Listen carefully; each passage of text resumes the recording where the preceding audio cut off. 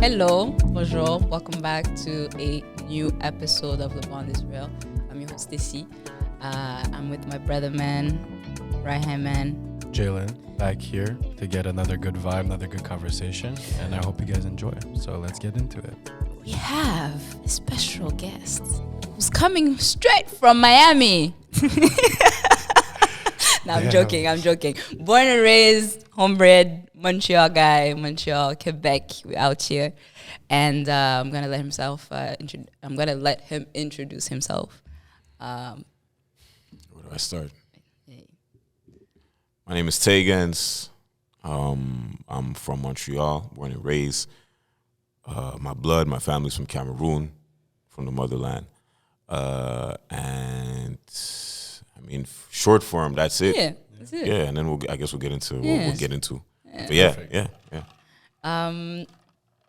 We have he's somebody who is an artist, an entrepreneur at the same time. Yeah. And that's one of the things that we like to bring in here and have those types of conversations, because I find that oftentimes we don't think of being an artist as being an entrepreneur. How do you juggle or find the balance between, or do you even find the balance, or how's the journey for you as an artist and an entrepreneur?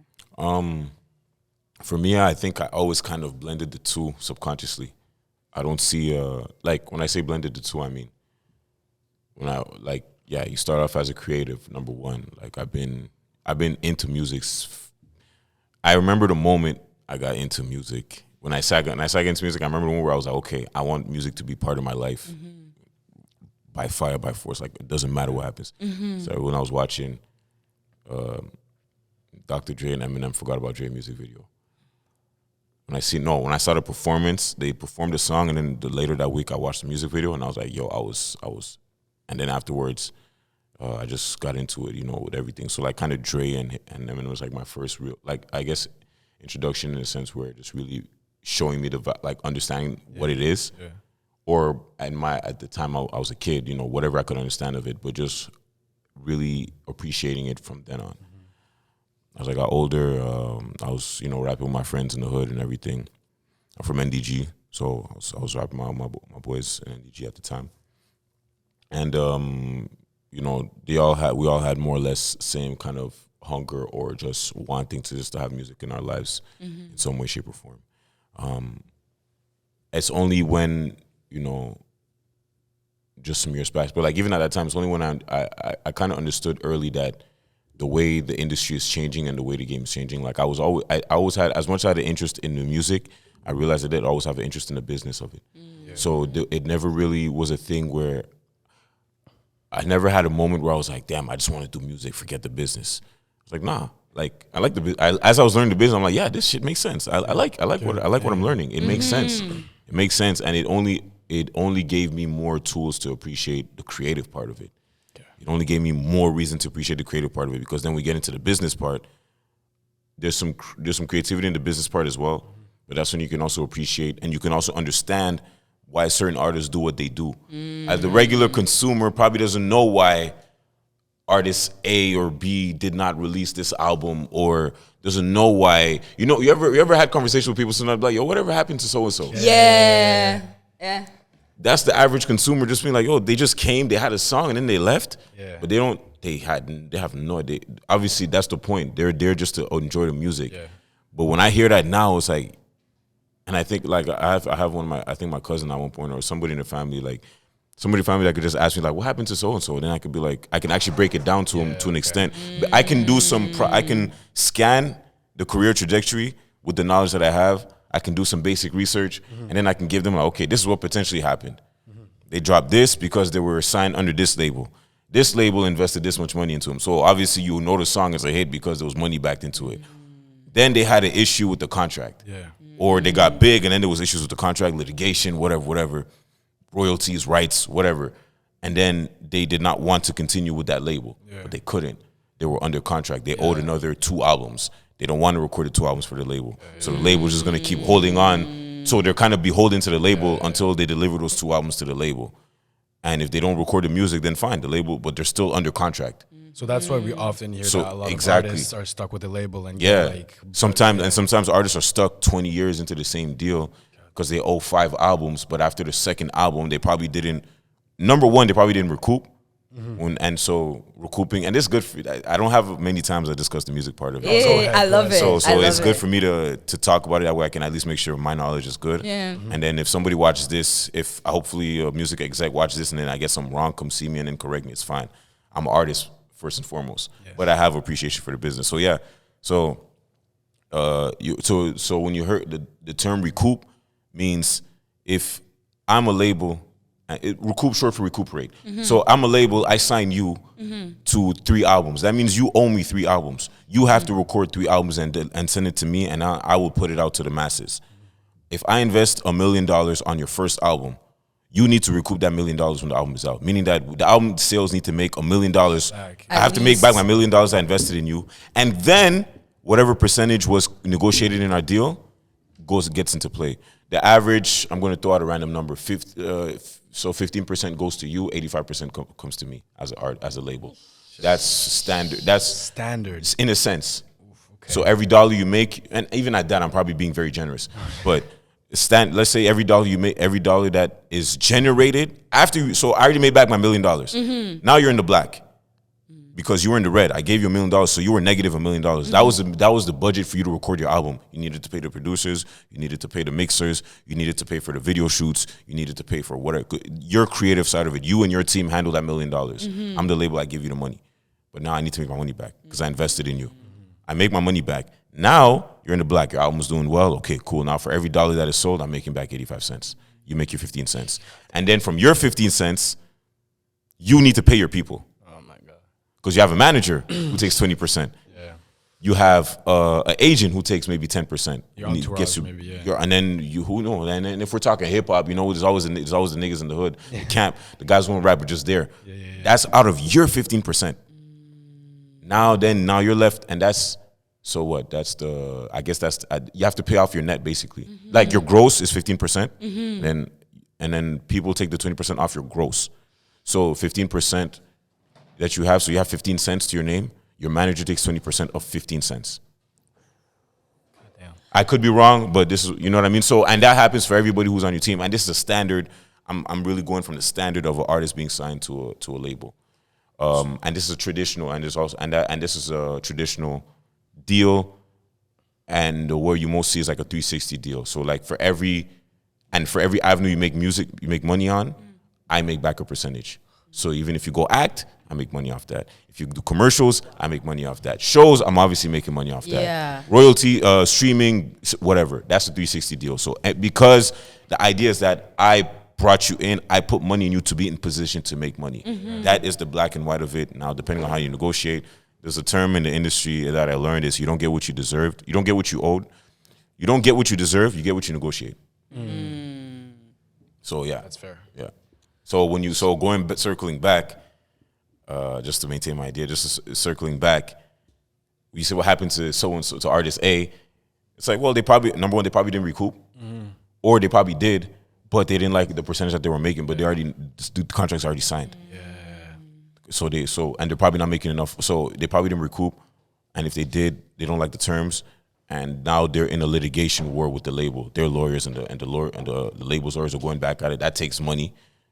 That you have to pay off your 50%, you got to pay your lawyers. The lawyers got them, so now they don't have enough money to invest in the next, unless they ask for a next loan from the label. The artist can be like, okay, well, we're gonna put back another $2 million. We're gonna put back another $1 million on the second album. But now you're down $2 million. You're getting even deeper. And exactly, and that's a whole. And that's when they may own you at a certain point. That's why the idea of owning or selling your soul kind of comes into play. Shit.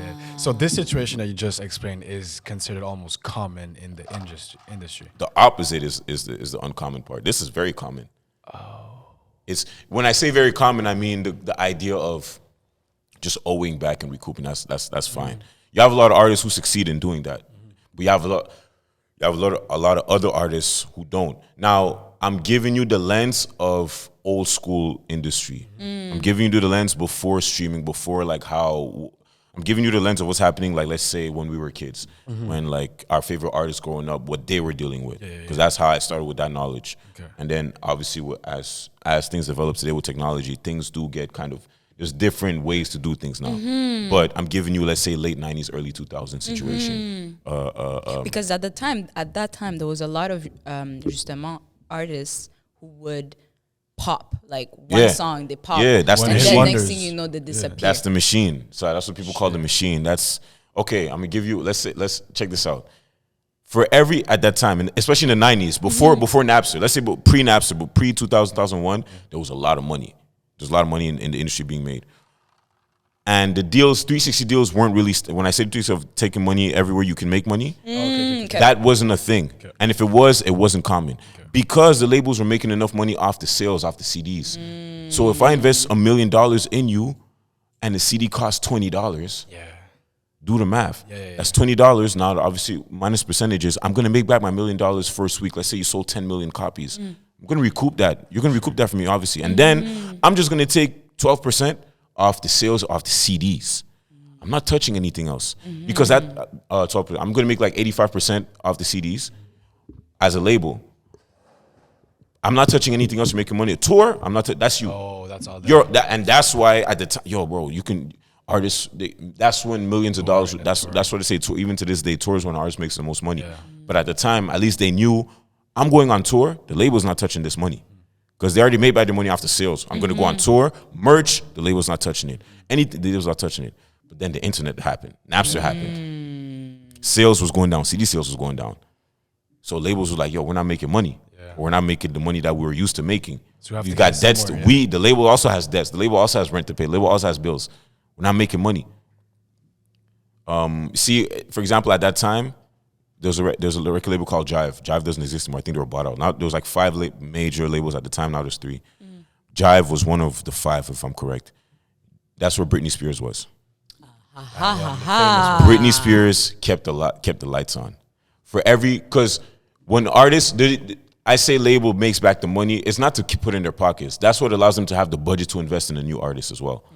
So that's why they look for artists, to sign artists. If you made me $10 million as an artist, I could sign a smaller artist for $1 million. I can give them $1 million.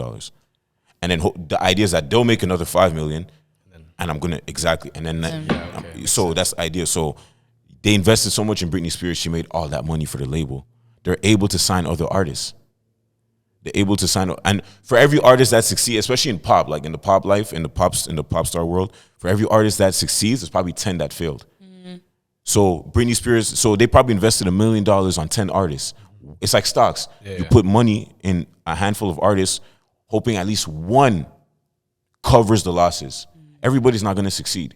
A label says signs 10 artists, not all 10 of them are going to succeed. And if all 10 succeed, it's amazing.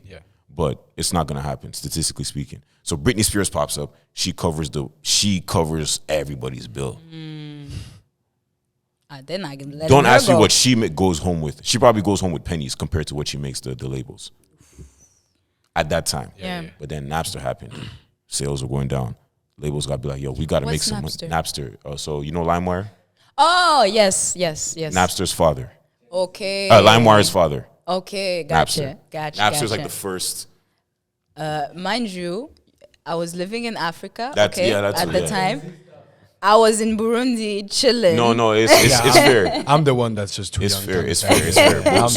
Don't come for my age now. No, Napster happened. So anybody who's born pre-95 was a kid when Napster happened and was at least running wild with it, downloading viruses. I was downloading a bunch of viruses on my pop's computer. I'm sure my brother would know because he was my older brother. He was into rap. He had a little studio and stuff. So I'm sure he knew. For sure. I learned of LimeWire through him because I'll be like just like, even songs or whatever. Just put them on my thing, my MP3. So we say so Napster it's peer to peer. Meaning that peer-to-peer. So I have it's file sharing. I'll share you a file. I have a music file. I'll share it to you. But how we get it, that's where it was the illegal part of it. We don't know how they were. It was just being leaked. Like it's on the internet now. The new album that's supposed to come out next week is already available on the internet. Nobody's gonna go to the stores and buy a new album. No. It's already there for free. Yeah. And I'm gonna Dr. Dre's new album came out. Yo, I'm gonna give it to you. Yo, 50. We're gonna share it. I'm gonna download it from the platform from Napster, LimeWire, whatever. So and that killed like really That's where now the industry was operating on a loss. Like they were always losing money more than they were making just because of that. So one thing that they did was create the concept of 360 deals. If we're not making money off sales no more, we got to make money elsewhere. Somehow. So now we can still put them in position to succeed, but now we got to eat more. We got to touch different parts of the pie. Yeah. I think it was, and I'm going to throw names out. I think it was Lyor Cohen who created the 360 deal or the idea of the 360 deal. Lyor Cohen is like a OG veteran now in the game, like as an executive. Like I think he helped develop, or he was Run DMC's manager. Okay. Like early in his career, he started off as manager for Run DMC. I could have some names wrong, but he wasn't here. Like he's an old 67-year-old Jewish guy now. Like he was there for, like, there's Lyor Cohen, there's Rick Rubin, there's a bunch of guys who, no, I think it was Rick Rubin that was producing. Anyways, whatever. Long story short, you got guys that were in the industry as execs to create these types of these systems and these deals to help generate money for the label, so the label can stay afloat. And also there's buyouts. Labels are buying other labels. Obviously, yeah. So labels that are making even less money get bought out by the label that can still survive, and it just becomes like a subsidiary of it. So now that's why I say you have three majors now. We have a lot of subsidiaries under them. Okay. So sometimes you could have artists signed to Island Def Jam, but Island Def Jam is under I think Universal or something like that. And Universal is one of the, I think it's Universal. It's Atlantic and I forget the third, EMI or whatever. Okay. So back to, that was just the first question. Like that's you see how the industry be like, that's what happened to artist A. Like that type of shit happens. Yeah, okay. And so now obviously with internet and everything, deals change. Now the independent route is much more prevalent. At the time, being indie wasn't a thing, but now it's the thing. You want to avoid signing unless you can or whatever, like depending on your road. But now you have more choices now. Like artists today have more choices. There's more. It's much more. It's a much more democracy than it was before. Like you can have different avenues, and then you figure out what works for you. So that's more or less that. I mean, ask your questions, and then we'll keep going. But yeah, that's in a nutshell, at least. Wow, but like the average person, as you said, doesn't know these things, and we just assume that the person was a one-hit wonder or had one good song, and they can't do anything. That's usually the reason why they become one-hit wonders. Yeah. It becomes yes and no. It becomes like such a big hit. And then the artist, there's also the curse of the one-hit wonder, where now the song, if the song outgrows you, the song is bigger than you, so now you can't go anywhere, you can't outlive the song. Like the song will outlive you. You're gonna die. The song is still gonna be Lou Vega, Mambo No. 5. A little bit of Monica in my life. That song lives bigger than him. He has other songs. That's the only song anybody like. I know he has other songs, and he probably tries to release others. I don't know if he's active anymore. I know that the song is mad old, but that song was huge. It was fucking huge. But it's gonna be huge forever. He probably doesn't even own the song. Damn. That too is another thing too. At the time, if I sign you, I own. You sell me the rights to any music you create. It's mine. Okay, yeah. It's mine. So with everything. With all that Unless you knowledge, negotiate. Obviously, yeah. So that's where it's all about negotiation. How did you start that music career with all that information? Okay. Like, were you like, okay, I'm going to go more independent and say, fuck all that? Or like, basically, like, because sometimes I find that when you have a lot of knowledge about something, it can actually stop you from going into it. Paralysis by analysis. That's the quote, Exactly. And so I wanted to know how you were able to, or if you were able to, surpass that. Obviously, I started making music before knowing anything of the industry. And it's a thing where I adjust as I go. Sorry, the best that I can. I adjust as I go. I make songs, whatever. Then I make adjustments because I know, okay, down the line, if this opportunity takes place, I want to have my ducks in a row business-wise. So I'll give you, I have a legit simple example that I did for myself. So me as an artist, I make music. Me as an artist, I want to create a song. I need a beat. I don't make beats myself. That's one thing later on, I'll probably work on making beats, but I don't make beats. I tried, but I didn't have the patience for it to learn. So I look for producers. I work with producers. They make beats. Now, me and the producer need to have an agreement. Are you selling me the beat or are you leasing me? There's a thing called beat leasing. versus beats selling. And this is what allows producers to eat, especially producers. No, but like I'm not talking about the Pharrells and Timbalands. We're talking about like just your day-to-day producer.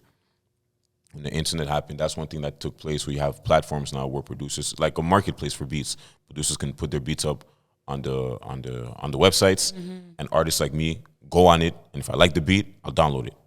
And there's different versions of it. Yeah, my cousin is a producer, and that's exactly what he does. Shout out to you, Kid the Great. Love you. Shout out. Shout out.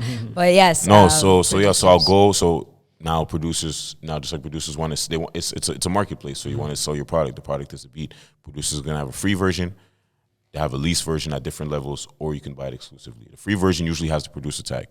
Because now at the time, and I'm talking about at the time, like I'm talking about mid 2000s when I started when I was with my boys and was my boys on the block. We was going on all the websites downloading all the beats for free, and the beats weren't even tagged, like they weren't produced whatever, because at the time it was still new, and we're just recording on all the beats we could get our hands on. We like it, we download it. We'll shout out the producer, but the producers too. It was all new for everybody. At least the producer's getting recognition. Yeah. Imagine being a producer, you put 100 beats on your computer, but nobody knows you make beats, and then you don't even, and if you put it out, nobody wants to rap on them. Yeah. Not even pay you for it, just rap on it. So I'm pretty sure there was a kind of relationship at the time, unknowingly, that I'm a rapper, I'll go look for beats, and the producer like, yo, even if nobody pays me, at least a rapper's rapping on it. Like it's a validation on both sides. Yeah. Now obviously the industry changes, but so at one point now producers are really putting tags all over their beats on the free part, because now imagine me, I get a free beat and I blow up. It's free for promotional use only, but I blow up. I go perform, whatever. I'm making all the money. I'm not, the producer ain't getting shit. Yeah. Obviously things have to adjust. Yeah. Producers now there's also, and it always happens, but I mean like now they start putting beat tags all over. Like every 4 seconds is produced by XY producer. Get your beats now. No. Just to protect the producer. Nobody wants to hear a rapper rap on a beat that has a bunch of tags. That's going to take away from the song. So now I have to buy it or lease it. Now, what does lease mean in this world? If you are a producer and you put it up online, you're giving me the access to use it limitedly. Like you're basically giving me the license. Like the leases allow me to use it to an extent where I can make money off it, but only there's a cap. Okay. There's a cap, let's say, and this is like they lay it out depending on the producer. Let's say, okay, you can lease this beat for $20. Okay, so now I buy it, I send you $20 on PayPal, I can record, and I can put it up on the iTunes, whatever. But I can only sell up to 10,000. After that, if I reach that threshold, I have to buy a more expensive lease. So let's say the average is $20. That's a basic lease. 1,000 copies, 10,000 copies, and it's like $60 where you get the WAV and the MP3. Because the lease is probably just the MP3 file, WAV and MP3, and then you get the unlimited lease where you can sell as many copies as you want. That's like $100, let's say. Okay. WAV, MP3, and the track out. Like they send you the stems. Okay. And then you have the exclusive, where now, because the difference between the leasing and exclusive is that the leasing is that I can sell it to you, but I can also sell it to him. I can sell it to him. I can sell it to him. So other artists can have access to the same beat, do the same different songs with the same beat. And so that means me as a producer, I made $20 here, I made $60 there, I made $100 there, I made $20 here, I made $100 there. At the end of the month, I probably have 5,000 on me. And I still own the producer still owns the rights to his beats. I just leased you. I just gave you the license to use it to an extent. Now, and that's how I was operating. Because obviously they tell you, oh, you got to invest in yourself. Fine. But I don't got bread. I don't have 500. Because now the exclusive, that was when you negotiate with the producer directly. You hit him up and like, yo, I want to buy this exclusive. Okay, what's your price? What's your budget? Sometimes producers later, okay, exclusive starts at $300. We can't negotiate less than $300. Okay, or 500, or depending on the producer. If they're less known, if they're more known, whatever. At that time, I'm just trying to make music, bro. I have no way to make money off my music. I'm trying to limit my costs. So okay, fine, I'll pay you $20. I probably have $60 as a budget. So, or let's say $100 on the budget. I want to make a little mixtape of like 12 songs or 20, whatever. 20 song mixtape, 10 of it original songs, 10 of it industry beats from other whatever. So I don't have to pay that. It's already available. So I'll spread out my $100. But that's how I was doing at the time. But then as I learned with how rights work and like that, because I learned they still own their rights. So they could still tell me, like, they could do whatever they want with the beat. Then as I learn what you can do with your songs as an artist, depends on how much, what the situation of your rights are with it too, and the agreement you have with the producer.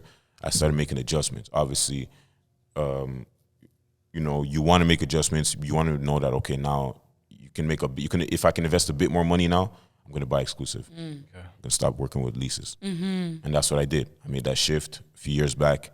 Shout out. Thank you. Congratulations. Thank you. No, I made that shift a few years back. I was like, okay, I'm able to invest a bit more now. I don't mind spending $150 on the beat. I don't mind spending $200 on the beat because I know what I can do with it. I know even if I don't do it, even if it's not done, I have the knowledge now to know how I can flip that with me owning because the point is I own the rights. You'll be the only one to sing I'll be the only one to have that beat, and the producer sold me their rights to that song. But it's in his interest too, because this is like the few times where he has a excess, like he has more money in one time. Instead of getting 10, 20, it's like, okay, bang, somebody's ready to pay $400 one time. Okay, here's the beat. I may not make that $400 back. But you made $400 as a producer. Yep. And you can probably now make more investments. You can produce more. You could do whatever. So that's, to answer your question, that's what I did. I made the adjustment, and this is like in I think the last time I rapped on a leased beat was 2017. Nice. And that's like 2 years after you just started making, like actually, because you said you started in 2015. This after, exactly. So from 2015 to 2017, you were doing the lease. And like you were like, okay, I'm ready to invest more in myself. Yeah. But just a little bit to actually no, I'll let you finish with that. So yes, those 2 years you were doing the lease, and then after that you started doing exclusive. I started leads. work. I started really. I made the point to like, okay, now let me work on an exclusive basis. Whether it's the producers online, whether it's a producer I know here, whether it doesn't matter. Like I tell them like, okay, I only work with exclusive beats now. It may take more time to work on songs, but it's fine because now I see learning how the business works and just making adjustments as I go. Okay, in the long term, I can do something with this, and I know now because I have my first. I guess I want to say my first album because it's the first time I did a project with purely original exclusive music was in 2019. It's called Life Ain't Free.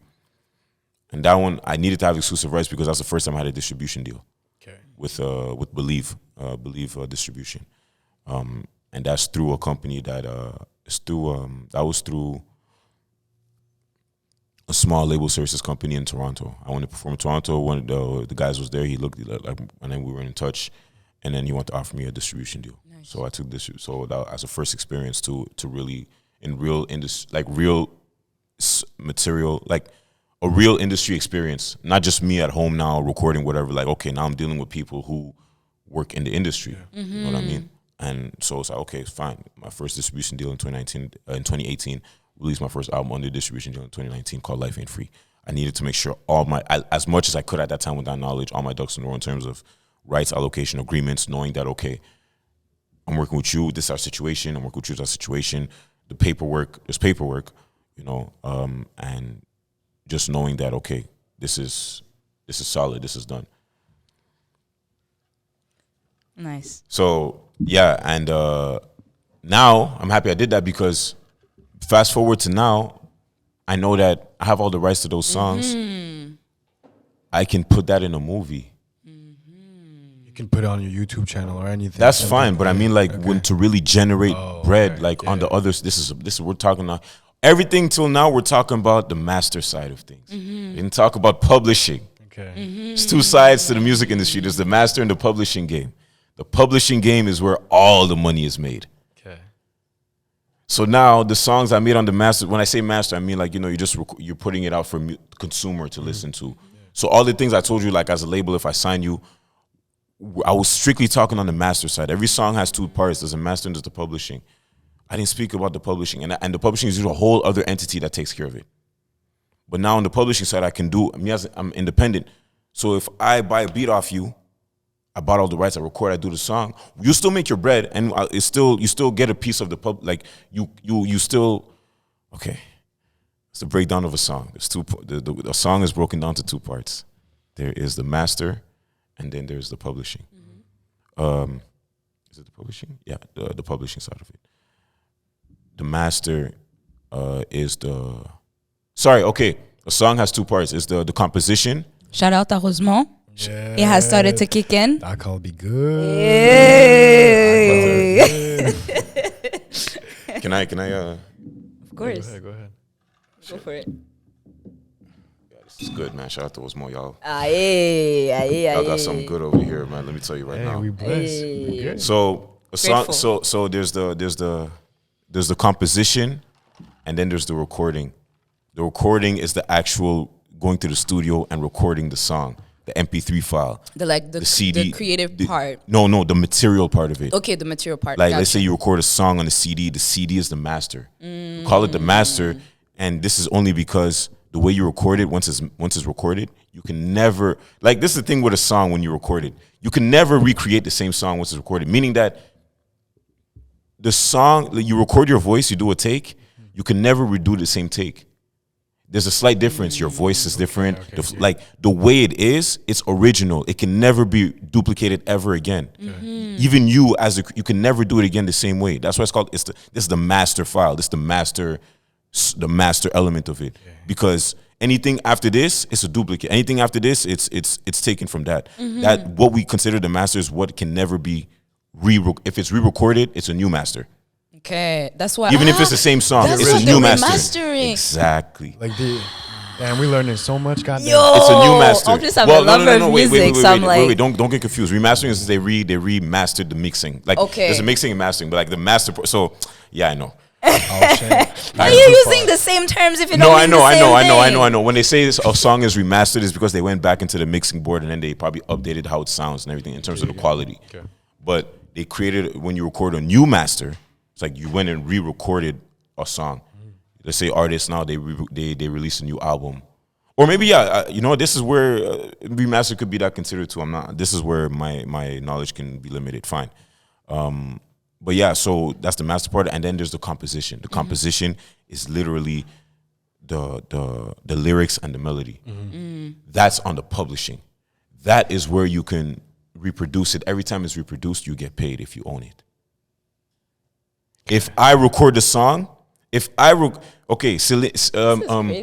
learning so much. This is like you wrote. Let's say you wrote Billie Jean by Michael Jackson. Yes. You are Michael Jackson. You record Billie Jean. You recorded the master. You wrote the song. I can record Billie Jean. You still get paid. Because the song would never exist if you never wrote it. Okay. I perform Billie Jean, you still get paid. You perform Billie Jean, he still gets paid. Damn, I'm getting paid. The song gets played on Billie Jean gets played on the radio millions of times. You still get paid. So the writer's still getting paid. The writer, now. Oh. If you own the rights to the writing. Because yes, when you write it, you automatically own it, but you can sell it. Yeah, for if sure. Now, the same way a label signs you, I own your rights to the performance rights, whatever. There's the rights on the publishing side. There's the publishing companies. There's the equivalent to the label. There's the publishing side equivalent. If I sign you on a publishing deal, I own your publishing. You have to write songs for me. I'll do whatever I want with them, but you'll get paid off, like, you're gonna have your percentage of it, but I own the rights. Yeah. So it's not whoever like when you write it, you are self-publishing. You automatically own your rights once you write it, but you can sell it. Okay. You can sell it at one point. Yeah. So now on the master and publishing side, I'm indie. I didn't sell my shit to anybody, so I own what I do. Now, Nice. but when I work with a producer, they have part of the publishing because they did the composition. They did the melody. Yeah. I did the lyrics, or depending on how we were. But let's say the standard, so 50-50 on that side. So there's 50% on the song is on the composition, 50% of the song is on the master. If I go record it now, I'll probably own 100% of the master. Producer's not going to touch any royalties on the master unless I negotiate it that way. Okay. But the producer will will get percentage of the publishing because unless they sell it or whatever. When a producer sells their rights online, they forfeit all of that. Unless, theoretically speaking, but now when I work with producers, I still depending on the producer, depending on the situation, I'll still be like, okay, you keep your publishing, whatever, keep your part of the publishing because money's not generated enough. But like technically, if you go online and you sell a beat, you're forfeiting that. I can register the song now and I own the publishing. I own the composition. I own the lyrics and the melody. You sold it to me. You created it, but you sold it to me. When you said exclusive rights. So it's in your possession. It's in my possession. But now it depends on who you are, whatever you want to do. You could still be like, okay, well, so that's what I'm saying. The last album, some producers were that I work with. I was like, okay, well, I'll still register the song, still keep your publishing, still keep your part of the publishing. That way, if it lands on a movie, that 50% is going to you in your pockets. I'm not touching it. It's going to you. Yeah. I still paid you to produce me the beat. You still keep your publishing. That's theoretically how it used to be. But when now with the online platforms, it can be forfeited. But technically, the real way, not the real way, but like, the standard way of how you want to, if you want to be, I try to be as a businessman, I try to be transparent on the business side of things. So some producers, and then we can even more in depth. Now some producers can still take points off the master. Now, let's say it's Pharrell that produces your beat. Fine, you're gonna whatever Pharrell wants, you give it to him because it's Pharrell producing your shit, bro. Like, you know what I mean? So whatever. Pharrell, if Pharrell wants to create a beat for me and I rap on it, and Pharrell says, "Yo, I want to keep my publishing and I need points off your master," no problem, my guy. Yeah. That's fine, bro. Like you know what I mean? So say less. Whatever you ask. And mind you, everything I say and everybody who's watching this, I can be wrong. Yeah. I'm exercising what I've learned till now. It's been a long time I haven't actually regurgitated this. So some things that could be wrong, so especially if you're an artist, look it up. Yeah. When did you realize that you were talented enough to make it? As opposed to, because you're saying you started off just doing it with your friends and like just on the block chilling and stuff. How do you go from I'm chilling on the block to I'm actually making this a thing and I'm working on my craft and I'm like gonna make it? I have the perfect answer for you. My first performance when I was in grade 7, Sec 1, high school. Yeah. So I was at that time I was 13, but I was writing and rapping since I was like 11. Like I wrote my first song at 11, my first rap song at 11 years old. Don't ask me what I wrote. It's trash. I don't remember what I wrote. It's all good. I probably do remember, but I'm not going to give it. I lost that notebook years ago, but whatever. That's besides the point. I started writing lyrics at 11 years old. Started recording songs 12, 13 years old with my home. That's when I started again with, with the homies who shared the same interests. About, my boys like, yo, I have a mic, pull up, let's record. All right, let's do it. Sec 1, first year of high school. I'm shy. I consider myself, a lot of people don't believe me, but I'm consider myself a shy person. Because I was going to, one of the next questions is we're going to get into the lyrics. Okay. No problem. The online presence. Keep, now you're talking about being shy. Keep your thoughts. Keep your thoughts. We'll get into it. I'm listening. So my first performance, so towards the end of the year, you have the school talent show, school variety show, where all students want to do whatever. So I wanted to perform, but I was like, I didn't have the confidence, or I've never done it before like that, and I don't know how to go about it. I went to the organizer, the student, the one who organized student activities and everything like that. I forget the name of that position. Conseillère en vie étudiante or whatever. Yeah. Makes sense. So she was the one setting up together. I want to give a big shout out to Sandra. Her name is Sandra Bisharani. Shout out Sandra. So I go to Sandra. I'm like, yo, Sandra, like I want to perform, but I'm shy. I don't know. She's like, well, and then she basically says like, yo, listen, fill out the form, come to rehearsal, try it out, and if you like it, I'm saying, you're on it. And then if you feel really uncomfortable, then it's fine. Like next year. Mm-hmm. In those words, I'm like, okay, cool. And this was like a Tuesday. This was the Monday. The rehearsal was the Thursday. The show was the Friday of that week. Damn. I had no song to perform. I wrote the song the Wednesday night on an old Diddy beat. So it's a Clinton Sparks Diddy instrumental, Run This City. I wrote the song the Wednesday night. I was not doing homework. Fuck homework. I wrote the song the Wednesday night to practice it at rehearsal Thursday after school. I rehearsed it Thursday after school. I probably didn't remember, I probably remember 75% of it at that point. Still trying to memorize it. But I didn't do the full song anyway, just to see whatever. So I do it, and I wasn't feeling too good. I'm like, okay, fine. I'm already here. I'll do it. People are like, oh, you're rapping? I'm like, yeah. Like, people have known me from time. Like, I don't know you're rapping. I'm like, well, we'll find out. Yeah. So I do the rehearsal part of it, and it was cool. Like, nobody really paid attention anyway. Like, it was just, okay, Vazi, and then I rap, whatever. It was like maybe 2 minutes. It's like, okay, I felt indifferent. I didn't feel any way about it. But I was like, okay, we'll do it, whatever. So the next day, now it's the day of the show. It's a pet day, so there was no classes that day. So, but we got to school early just to get prepared, whatever. Showtime. Yo, when I tell you the school was packed, oh my, like it was the whole, like high school's auditorium, every seat is filled, and everybody's standing on the side and in the back, like it's packed. Ooh, okay. Putain, No pressure. oh my gosh. Just breathe. So now it's my turn. I'm in the middle of the first half, and also mind you, there was three older guys that were like 3 or 4 years older who were known for be the rappers in the school. So everybody was expecting them to put on a show. So they already had some kind of like support and backing already. I'm just a random new kid, like, yo, security, yo, tiga comme ça, whatever. So I'm like, damn, and I'm in competition with these guys, bro. Like, they're cool, they're friends of mine. Like, we played ball and everything. It's just like on the rapping tip, like a lot of people didn't know unless they were with me in elementary school, and even at that, to what extent they didn't know. So now it's showtime, and then even the way I was presented was like not helpful. Like, so my artist name is Taigenz. My first name is Terry. So they present me. Coming up next, not even in French, like, prochaine personne, il est un élève de secondaire 1, fait du bruit pour Terry. I'm like, yo, what the fuck is that? Go Terry. Wait, keep that in mind. Wait, you don't skip yet.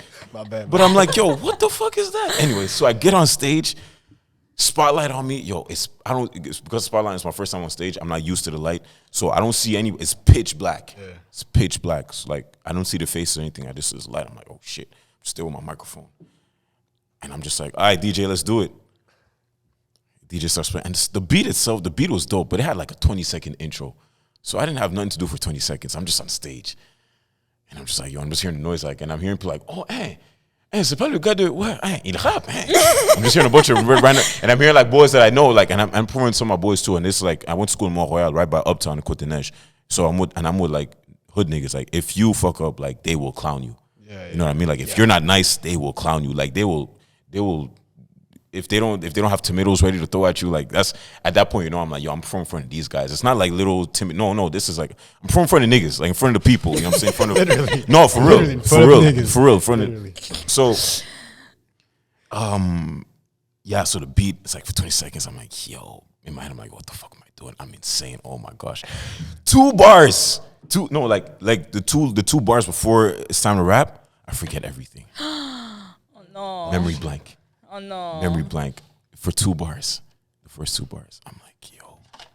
That's like equivalent maybe like 3 to 5 seconds, give or take, before it's time for me to start rapping.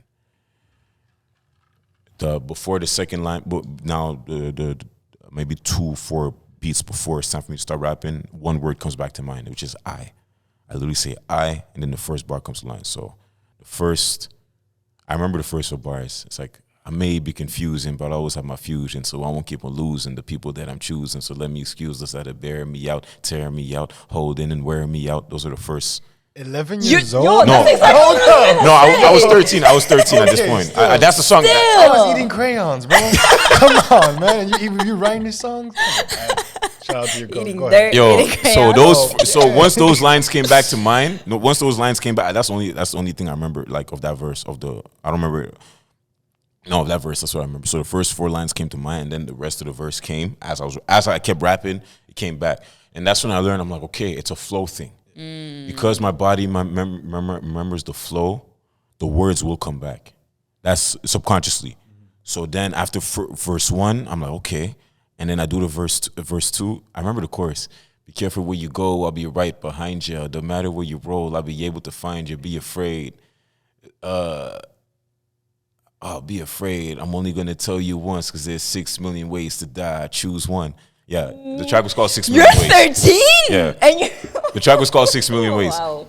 So that's the first time I sing this chorus in like forever. Like I'm telling you, I haven't done this shit in forever. Mm-hmm. So out the real. So now verse 2 comes in. Now I'm getting comfortable. Now I'm like, okay, this is the stage life. So now now like my body language is different. I'm going back and forth in the stage. I'm pointing at people. Okay. You know what I'm saying? And then verse 3, I'm like, yo, now picture this. I'm going off. Then at the end, that last 6 million ways to die, choose one. And then I start crip walking in Harlem Shaking. Everybody's like, yo. So now everybody's like, go Terry. Everyone's like, yo, this is my element right now. I'm like, Like if I couldn't find my space, this is my space. And I'm like, all right, y'all, I'm out. The beat drops, boom, I walk off. Everybody, wow, wow. Yo, my hands were shaking, bro. Oh yeah. Yo, my heart was at 800 miles per hour. I'm like, yo.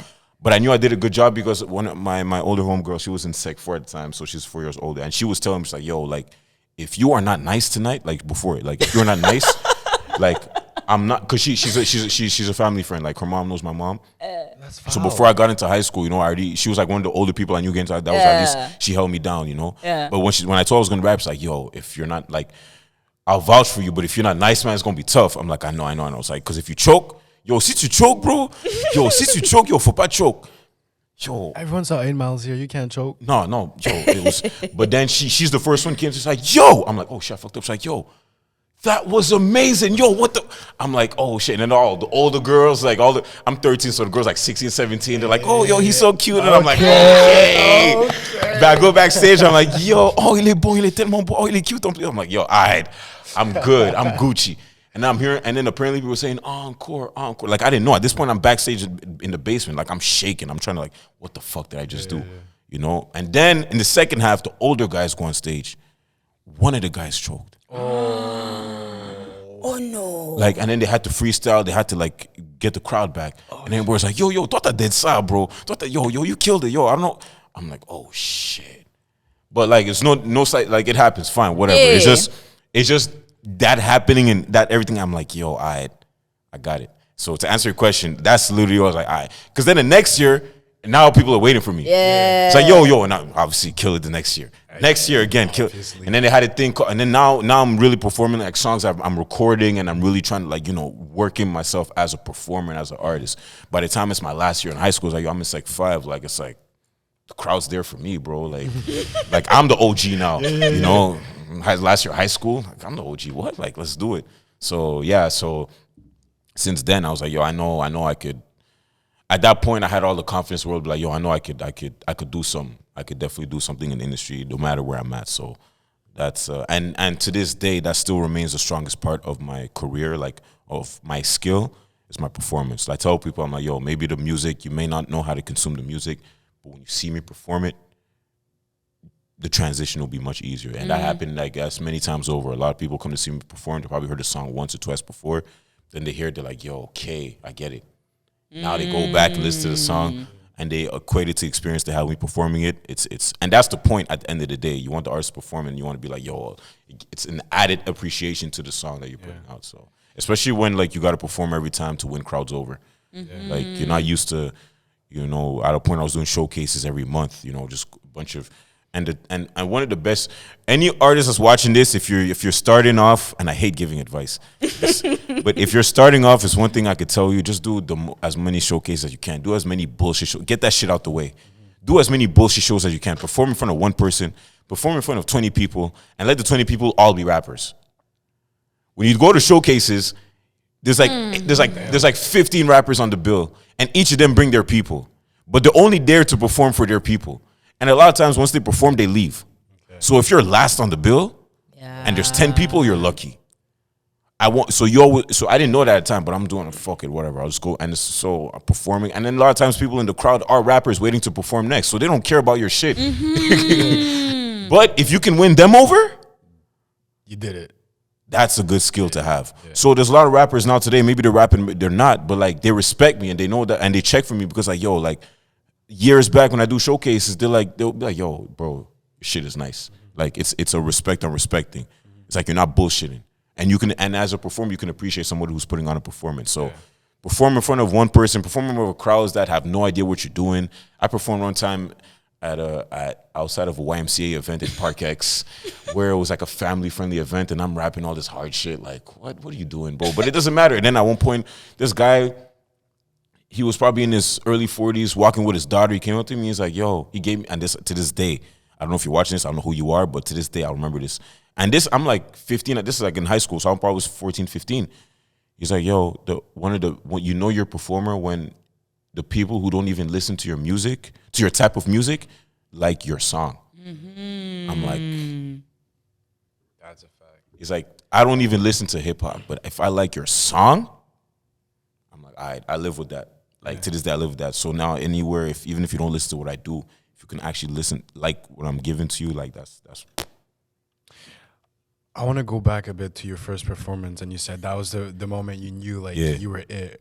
What made you feel that? What made you feel that way? Was it the reaction or the fact that you felt so comfortable on the stage? Both, actually. Like it's a mixture of both. The comfort came first, because as I was performing, I felt the comfort grow. I'm like, yo, I'm comfortable here. Even if they boo me, even if I was ready for any, I think at that point I was ready for any reaction, but I'm comfortable on here. Like I'm comfortable just taking the mic and doing my thing, but then the fact that the crowd reacted the way they reacted just validated that, okay, I'm supposed, like, yeah, if I'm hearing it, like, I'm supposed to do something with this. I'm supposed to do something with this. Like, I'm supposed to do something with this. It's like, it's the only, this is like the one avenue. And especially coming from, like, I guess on my personal side of things, before that, there was never really a thing where I was exceptionally nice at. School-wise, I did my thing in school. I was always getting like pretty, like either above average grades, so that's fine. Sports-wise, I had a lot of athlete friends. You know, I have, even to this day, I have friends that are professional basketball players. I have friends, you know, so like, but I could hang with them to an extent, but I wasn't exceptionally athletic. I'm an athlete. I play ball. I love basketball. To this day, I still play ball. I was gonna challenge you on that because I know you do play basketball. No, I play ball a lot. Huh? You are good. Thank you. But that's coming from not being that good from years back. Like I play with a purpose now to just get better every time. Like now is the time where I play ball with guys recreationally and they're just playing whatever. Like they probably had their peak athletic times when they were 15, 16. I don't see it that way. I'm probably not even at my peak yet. I'm still trying to get better. That's coming now. And it's probably like when you contrast it with other people who they were so good before, they're not as good now. So it's like, but it's coming from that. But at that time when I'm a kid, it's like I was on the bench a lot of times. I was playing soccer, I was on the bench. I was playing basketball, I was on the bench. You know, so I was a role player. I was never a star in any other real facet of my life except for this. It was the one thing where it was like, yo, I'm a Taigenz nice. Like, if it's one thing nobody can take on the mic, basketball, you shoot airball, but on the mic, yo, Taigenz nice, yo. Like that's the one thing where nobody can. And if somebody wants to argue that, like they have to argue, and they have to prove why they're arguing. It's not like a given. That's the one thing where it's like it's a given that like if I'm on the mic, if I'm right, like it's a pure confidence. Like hands down, nobody has any doubts about my skill. So when you add that to the fact that I was comfortable on stage, and I had the crowd reaction, that's the one thing it kind of saved me. Because it was late end of elementary, early high school. Like I'm going at it now. I don't know if I was going through some trauma. I don't know. I was going through some shit that I couldn't really express to anybody about. I'm the oldest of my brothers, so I'm not gonna go to my younger brother who has no idea. If I'm 13 and he's 11, if I'm 11 and he's 9, and my youngest brother's a baby, what am I gonna go to them for? You know what I mean? Like. And my parents have old school African parents. They don't see things the same way. The reality is different. So I'm going through a whole new reality. My cousins, they're all going through their own thing. My cousin, I have my older cousin. He was exceptionally skilled in soccer. He played for the national team, U15 national Canadian team. He went to Ireland. Okay. At 15 years old, he went to Ireland, played for the national team. He could you know, and then he chose the route that he chose. He's still working in sports on the administrative side, but he had the skill. If he was elsewhere, not in Canada, he would have been a top league player. You know what I mean? So the skill was there. His older brother, you know, he immigrated here when he was already a teenager, but he was playing soccer in Cameroon. He was mad. Like I just see the skill now. He was mad nice. That was it was me with athletics. It wasn't, you know, at that time when you're a young black kid, like it's what music, athletics, school, whatever. It's cool, not really. Like, you know, like an art. So if you can find yourself in something else that, like, you know, the guys can validate you and the girls can look at you cute. I feel you on that. No, for real. We talking or we talking? Like, no, we're being real. We're being real. And that's the part I love, because oftentimes we think that I watch a lot of stand-up comedy, and there's like a lot of comedians who say like one of the things. Like, men will do things for women. Well, of course. 100%. Okay. Of course. Yo, before you get a mind to think for yourself, you do everything almost for them. Almost. I might exaggerate a bit, but like, yo, I was in high school. Like being cute. No, but the concept is. But he's right. Like, the concept is like, okay, yes, I got to take care of my health, fine. But that's not the primary reason. No. Like, yo, if I'm going to the party tonight, I'm trying to look good, bro. It's not for myself. I'm trying to get. If I could go to the party bummy and still get girls, I'm gonna go bummy. Thank you. But girls don't want guys to look bummy, so I'm gonna put in some effort in my clothing. Mm-hmm. Now, obviously, we're men now. You know, I groom. You know, what I'm saying, got to keep myself from my personal. But yo, when you're in high school, bro, like who cares, bro? Like you I had at the time I had waves. It was wave game. Yo, I had my brush all the time. I got to get my waves on point. What? You gotta. You know, and then you want girls like, oh, mais tes waves sont tellement. I know. Vas-y. It's like, oh, c'est tellement. And then viens. Then she calls her friends. Oh, viens touche. Man, what? Come on now. We're living for those moments. You play ball. You want to. You play ball. You want girls that are watching the game. You hit a 3. You look at them like, yeah, I'm nice, bro. Like, how you mean? Okay, at the end, oh, that they won't be on jouer. You're sweaty as shit. They don't care. But like, yo, because what? No, you grow up with that mentality. So it's like, you know, that's the one thing for me. Like, yes, self-validation for me, but also it's pretty cool when you write something and then the girls can appreciate. You know what I mean? You go to a show and then the girls are there looking at you like, you know, all googly-eyed because like you're actually, it's validating, bro. Like it was and I think it was, I forgot, I think it was Chris Rock who said that. Was it Chris Rock or it was a comedian? I don't remember which comedian, but I think we watched the same. I think it might be the same comedian, but yeah. So going back to you being shy and oh my gosh. I did not forget. I do not forget. Because some of your lyrics, and by the way, give it to me. You're a great lyricist. I appreciate that. Thank you. Great lyricist, and that's the thing that I'm like, and even I think when I saw you at first, I saw a performance. Like I didn't see. Was it the online. virtual? No, it was like a show, okay. and my friends. I had a few friends who had gone to it, and then they had posted you, and I was like, okay, who's this guy? And then they tagged you, and then I saw it, and I was like, oh, wait a minute. And I grew up around music, like in Burundi. Growing up, my brother, he created a studio at our house. He was doing music, but initially my cousin was the one who started it all, doing the music and you know, producing and making beats, and then I'll just be around listening and just be like, ooh, this is cool, and seeing like people come in and out of the house all day long, and I'm like, some of them were cute, but I was too young and nobody gave me no mind. But how do you reconcile your personality and the things that you put into your music? So for instance, if you write something and then like, how do you own whatever you write in person and like with people? How do I own, like if somebody comes up to me for a lyric, how do I own up to it? Yeah, how do you own up to the lyrics that you put out? Okay, I'll try to answer your question best as possible. So check this out. Job number one as an artist is not to be right, it's not to be wrong, it's to make you feel. It's to create. It's if I write something and I say something and you feel something about it, I did my job. I don't care what you felt. The worst thing I can be told is it's cool. Yeah, it's cool. Yeah. Indifference is a killer. In the art world, and as a creative, indifference is a killer. I'd rather somebody come to be like, yo, you mother, how the fuck did you say that? No. Like, and I'm like, yes. In my inside, I'm like, yeah. I'm like, okay, well, what do you mean? Like, but in my head, I'm like, yes, okay, I did my job. Like, that's the satisfaction of it.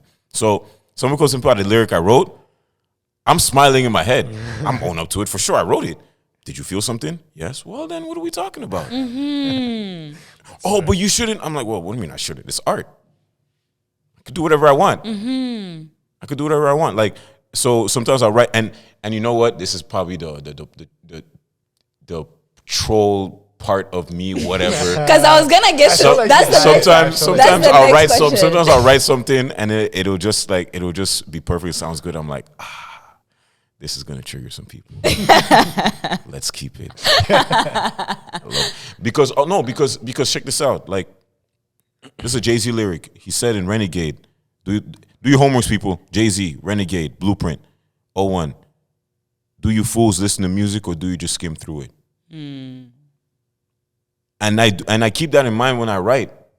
So sometimes I purposely put some shit that might be low-key outlandish and it's in the song. And I just want to see, and then I'm like, okay, well, sometimes so and it's actually a gauge, so some people can be like, yo, I listened to the song, I liked it. Man, I'm like, they didn't listen to the song. Just to see if because if I know you, if I know you and I know what you believe, there's some shit I said that you didn't listen to the song, but I don't say that. But like, there's sometimes I catch people like that. Just for me, I don't put them on the spot, but because I know sometimes people don't know how to approach me about it, or they try to give. They don't know how to give. Sometimes people don't know how to give gratitude, or not gratitude, but they don't know how to give acknowledgement to what you're doing, or they don't know there's a way that you can do it that makes me appreciate it. I appreciate all acknowledgement, everything, that any support I appreciate for sure. Sometimes people just don't know.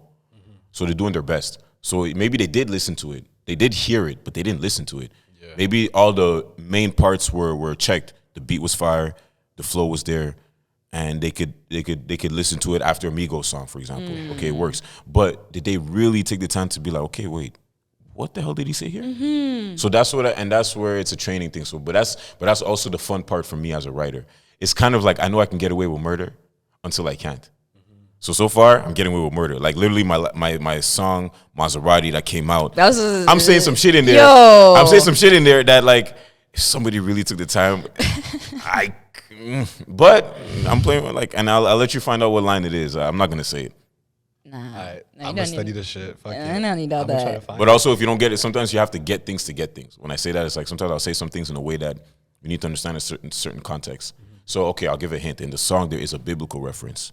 In Maserati. Maserati has nothing to do with religion or Bible, whatever, but I put a biblical reference into it. And that's the fun part. I'm able to do that. But you need to understand certain stories in the Bible to know that that's what I'm doing. Okay. So another hint, when you hear the word Jacob, it's not a random Jacob.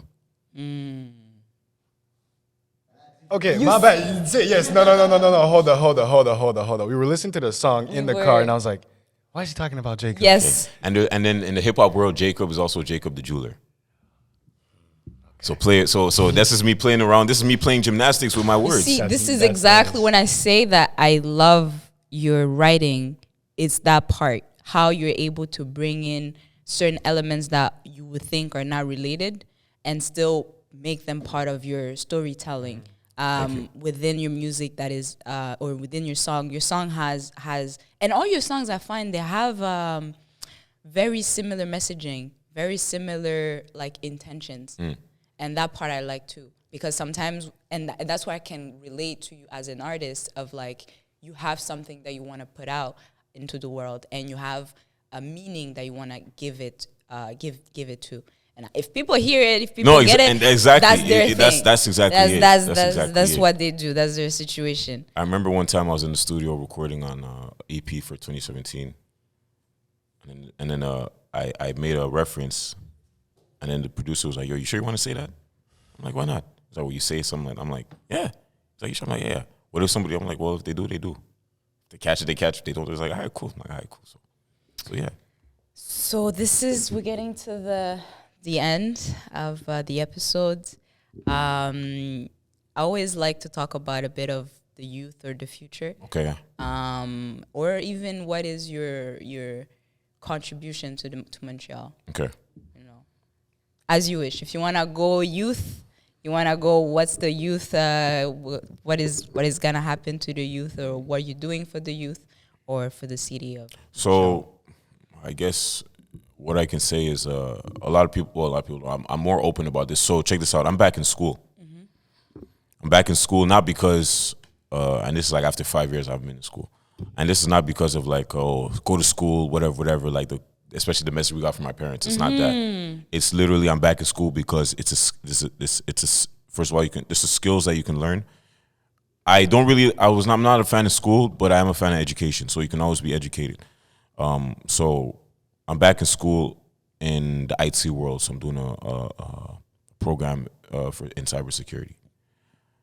That I believe, that I told myself, let that be the contribution I can make to at least the Black community in Montreal, in a sense where, yes, people may know me on the artist side, on the music side, but on the personal side, I probably don't divulge that much. So me being in school and being open about it, I want to be like, yo, listen, like two things can exist. Because I was also living on the sense where like school was conflicting with my dreams of music. School, work, music, like it's all a conflict. Right now I'm in a space where nothing conflicts with each other. They both actually work in a sense, because the IT world is big. I can do whatever I want with that, and I could find ways to incorporate it with the music. And music and tech, it's a marriage. Yeah. So it's all something that can work seamlessly together that you could figure out for your own lane. So what I could say is, that's what I want to at least influence or know that anybody who's younger watching this can be like, well, okay, if you find a lane that you want and you can find a lane that there's value, like it's value, like it's something that I'm passionate about.